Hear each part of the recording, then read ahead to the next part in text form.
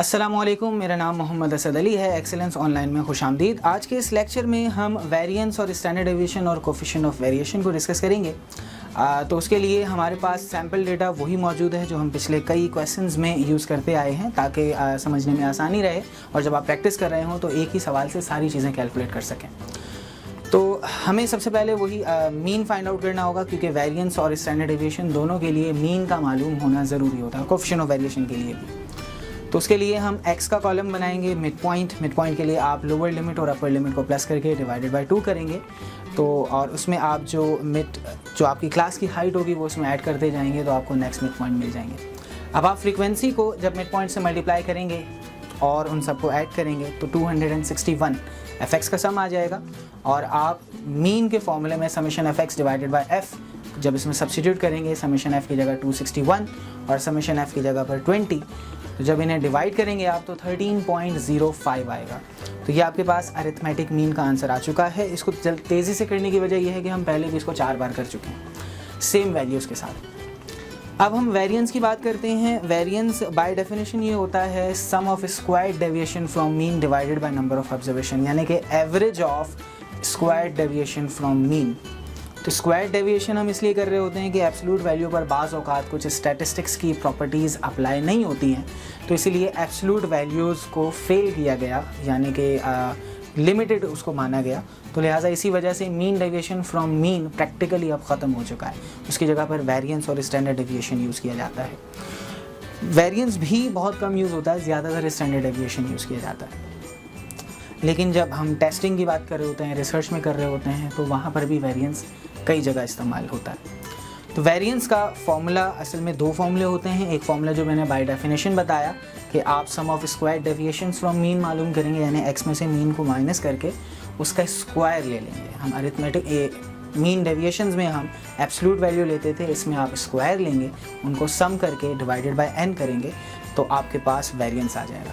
लेकिन उसी की एक डिराइव्ड फॉर्म है जो स्क्रीन पर आप देख सकते हैं, summation of fx square over summation f minus summation fx over summation f, यानी कि मीन का स्क्वायर, ब्रैकेट के अंदर मीन का ही फॉर्मूला है। तो अब हमें क्योंकि हमारे पास fx का कॉलम मौजूद है, f मौजूद है, लेकिन fx स्क्वायर नहीं है, तो हमें fx स्क्वायर का एक कॉलम बनाना पड़ेगा।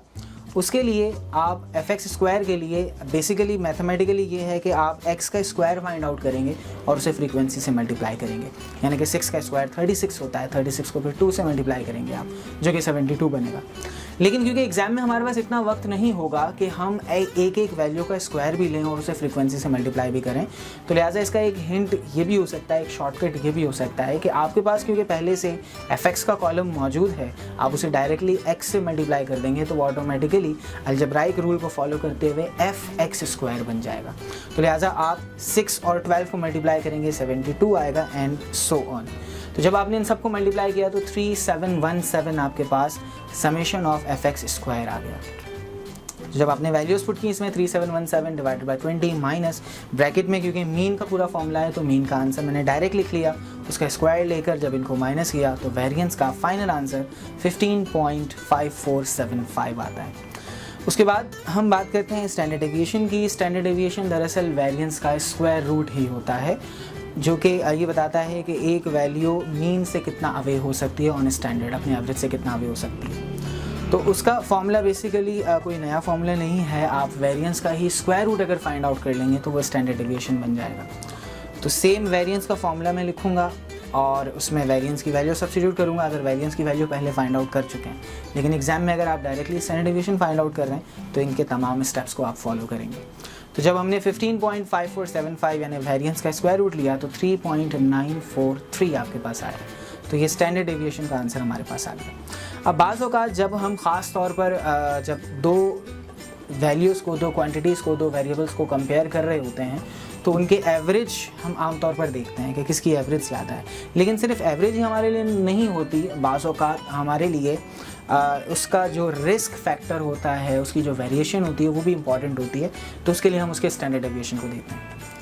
इसकी अब एक डिटेल्ड वीडियो आप देख सकते हैं, कंसिस्टेंसी टेस्ट की एक वीडियो बनाई गई है, वो आप देख सकते हैं, जिसमें मीन और स्टैंडर्ड डेविएशन और कोफिशिएंट ऑफ वेरिएशन की रियल लाइफ इंपॉर्टेंस बताई गई है कि रियल लाइफ में इनकी क्या इंपॉर्टेंस है। तो स्टैंडर्ड डेविएशन को अगर हम परसेंटेज में फाइंड आउट कर लें कि वो मीन का कितने % है, तो वो कोफिशिएंट ऑफ वेरिएशन कहलाता है। तो कोफिशिएंट ऑफ वेरिएशन के लिए आप स्क्रीन पर फॉर्मूला देख सकते हैं, standard deviation divided by mean multiply by 100।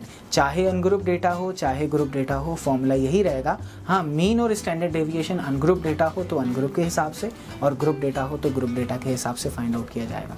तो इसमें हम वैल्यू सब्स्टिट्यूट करते हैं। स्टैंडर्ड डेविएशन को 3.943 से रिप्लेस करेंगे और मीन को 13.05 से रिप्लेस करके डिवाइड करके मल्टीप्लाई बाय 100 करेंगे। तो कोफिशिएंट ऑफ वेरिएशन 30.21%, यानी कि ऑन एवरेज ये डेटा 30.21% अपने मीन से डिविएट कर सकता है। तो इसी के साथ ही हमारा आज का लेक्चर इख्तिताम पजीर हुआ। आपके वक्त का बहुत बहुत शुक्रिया। अल्लाह हाफ़िज़।